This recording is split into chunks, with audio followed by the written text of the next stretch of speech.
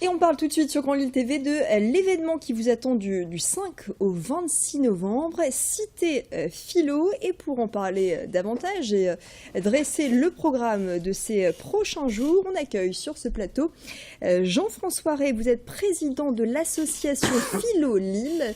Et Gilbert Glassman, vous êtes délégué général de l'événement Cité Philo. Bienvenue à vous deux. Bonjour. Cet événement, donc je le disais, débute le 5 novembre jusqu'au 26 novembre. Alors on va essayer, c'est compliqué d'expliquer un peu tout le programme, bien évidemment. On va renvoyer nos téléspectateurs sur le site internet tout à l'heure. Mais tout de même, on va parler des grandes lignes avec un focus cette année sur les penseurs d'Afrique. Parlez-nous un petit peu de ce programme, Jean-François Rey.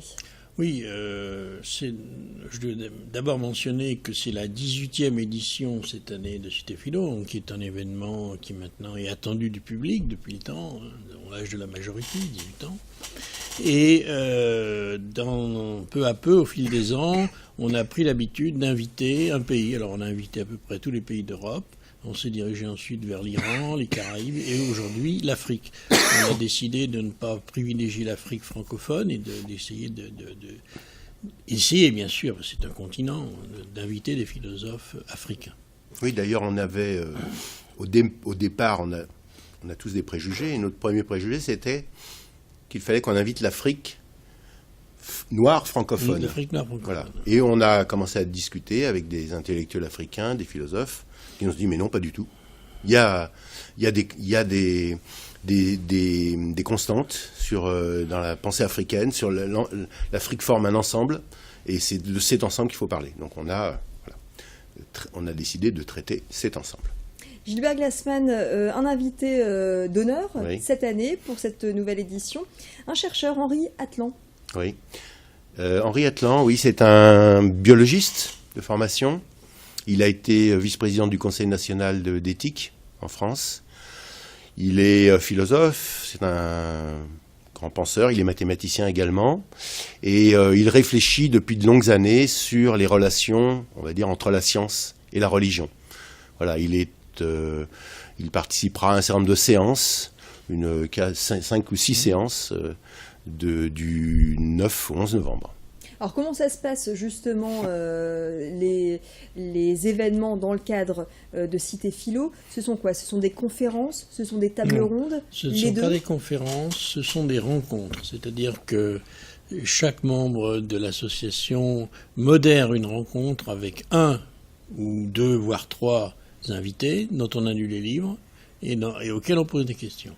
Donc la forme, c'est l'entretien. Donc il y a un vrai échange? Il y a un vrai échange, et ça dure 2 heures, on garde la dernière demi-heure pour qu'il y ait un échange avec la salle, avec le public. Donc ça se passe où exactement? Il y a plusieurs endroits dans la métropole lilloise? Principalement, jusqu'à présent, principalement à l'auditorium du Palais des Beaux-Arts, à Lille, à la FNAC, pour les présentations d'ouvrages, et également, vous l'avez signalé tout à l'heure, Sciences Po, l'École supérieure de journalisme, le Théâtre du Nord, le Théâtre de la Verrière. Et puis hors de Lille aussi. Puisque nous sommes présents à Arras, à Dunkerque, à Bouvines. Saint-Omer, à Bouvines. Beaucoup d'étudiants vont vous suivre, j'imagine, en tout cas suivre l'événement. Les étudiants du XXIe siècle sont encore intéressés par la philo? Oui. Qu'est-ce qui vous fait dire ça? La présence du public qui vient nombreux. Ce qui est assez surprenant d'ailleurs, c'est qu'il y a d'un côté une certaine désaffection des études de philosophie, il y a moins d'étudiants, une stagnation, et en même temps, il y a un engouement pour la réflexion philosophique. C'est le paradoxe actuel qui dure depuis déjà une dizaine d'années, c'est que l'UFR de philosophie de Lille est maintenant intégré en tant que département dans une UFR des humanités, c'est-à-dire latin, grec, sanskrit. Donc c'est en train de devenir académiquement une discipline rare. Pour autant, nous sommes un des 3 pays au monde à faire de la philosophie dans le secondaire. Ça, il faut le savoir. Oui.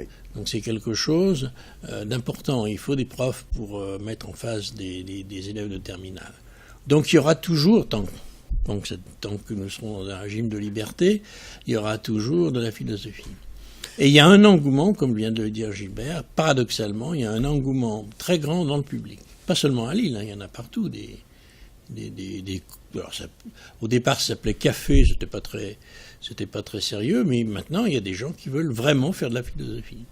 Et ils vont pas retourner à l'université parce qu'ils peuvent pas, mais bon, ils ont envie d'en faire. Voilà, il y a quand même 40 millions de Français qui ont fait 90 heures de philosophie en terminale, donc qui ont eu un avant-goût. Voilà, donc on continue. Et c'est l'épreuve redoutée du baccalauréat, c'est dire si elle est marquante, cette épreuve. Juste un mot, il nous reste quelques secondes pour nous dire que la musique africaine va accompagner cette édition. Oui, on aura une soirée consacrée à la rythme et musique en Afrique. Ça sera à la gare Saint-Sauveur. On a un grand griot africain qui s'appelle Lamine Sissoko, qui est une grande famille de griots. Et puis d'autres musiciens qui vont venir, des gens qui ont travaillé sur la musique. Et ça se terminera de 20h à minuit par une soirée festive. Voilà. Parfait. Et plus d'informations sur citéphilo.org. C'est le site internet qui vous permettra de connaître tout le programme. Merci beaucoup Jean-François Ray et Gilbert Glassman de nous avoir éclairés sur cet événement, sur cette nouvelle édition de Cité Philo du 5 au 26 novembre. Renseignez-vous.